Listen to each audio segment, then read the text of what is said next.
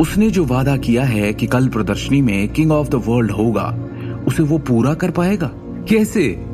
कैसे लाएगा वो वैसा ही गहना फिर से इतने कम वक्त में? दृष्टि कैसे जूझेगी इस मुसीबत से और कैसे शिवम उसके हौसले को वापस लाएगा?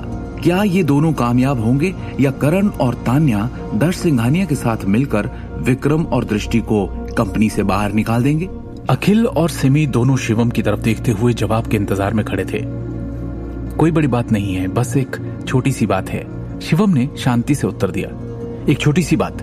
हम दोनों क्या तुम्हें बेवकूफ लगते हैं? सिमी ने गुस्से में कहा।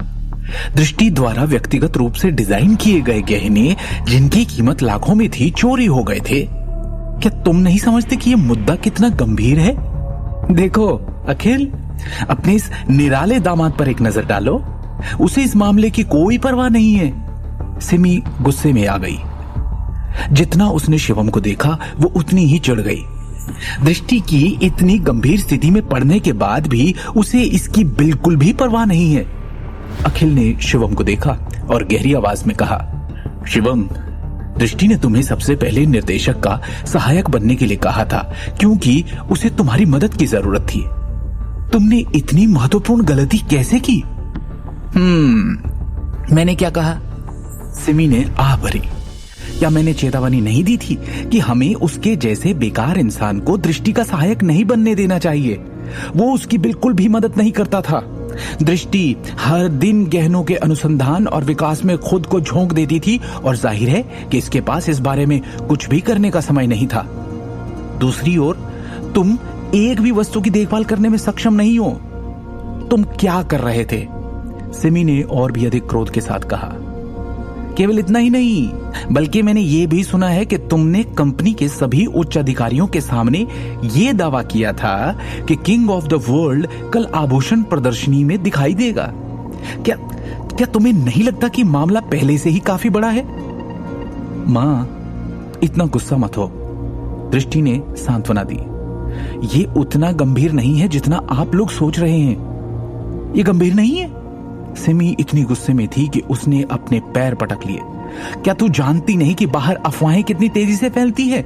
हमारे परिवार पर गहने चुराने का आरोप लगाने वाली अफवाहें पहले से ही हैं। इसके अलावा उन्होंने ये भी कहा कि तू कैसे गहने का एक टुकड़ा बनाने में असमर्थ थी, जो इतना पैसा लगाने के बाद भी उनकी उम्मीदों पर खरा नहीं उतरी, और इसलिए तूने गहने चोरी करने का सहारा लिया। अफवाहें हैं कि हमारे पूरे परिवार को जेल की सजा सुनाई जाएगी।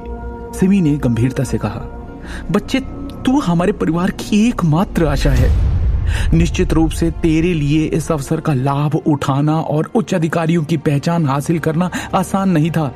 तुझे कंपनी के कार्यकारी निदेशक के रूप में भी पदोन्नत किया गया है क्योंकि तूने प्रयास किए।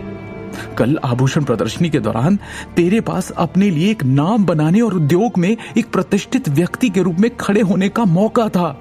हालांकि इन चीजों के इतने महत्वपूर्ण क्षण में होने के कारण क्या तुझे लगता है कि निदेशक मंडल अभी भी तेरे लिए खड़े होने को तैयार होगा? इस दौर पर तू अपनी नौकरी खो देगी। अखिल ने चिंतित स्वर में कहा, यदि तुम निदेशक नहीं बन सकती तो कोई बात नहीं। हालांकि समस्या यह है कि एक दिन में इतने लाखों के गहनों का गायब होना उतना ही महत्वपूर्ण है जितना कि गहनों की प्रदर्शनी के रूप में महत्वपूर्ण होगा। कंपनी के रणनीतिक विपणन पर एक बड़ा प्रभाव होना निश्चित है। निदेशक मंडल को तब जांच की जिम्मेदारी लेनी होगी। ये देखकर कि सबसे बड़े भाई और तीसरे भाई के परिवार अभी भी मुश्किल से अपनी स्थिति पर कैसे हैं, उन्हें निश्चित रूप से अवसर मिलेगा घाव पर नमक छिड़कने का। ये सही है। भाई साहब और अजीत का परिवार मौजूदा स्थिति का फायदा क्यों नहीं उठाएगा? ऊपर से वो सिंघानिया भी उनकी मदद करेंगे। और ये सब इस शिवम की वजह से, जिसने तान्या की शादी में हंगामा किया था और यहां तक कि करण को मारने की हिम्मत भी की थी।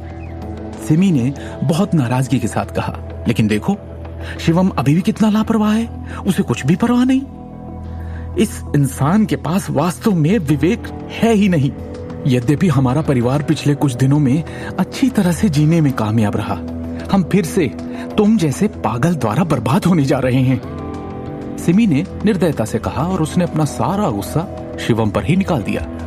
ये सही है। अगर मैंने अफवाह के बारे में नहीं सुना होता तो मुझे निश्चित रूप से इस बारे में पता नहीं चलता। सिमी को अचानक कुछ और याद आया। वो जानती थी कि उसकी बेटी निश्चित रूप से अपनी बचत से इतनी महंगी कार नहीं खरीद सकती। वो कार शिवम की है। दृष्टि कहने ही वाली थी कि शिवम ने इसे खरीदा है। Shivam, it's you again. Simi ने दृष्टि को बीच में रोका और शिवम को घूरते हुए देखा।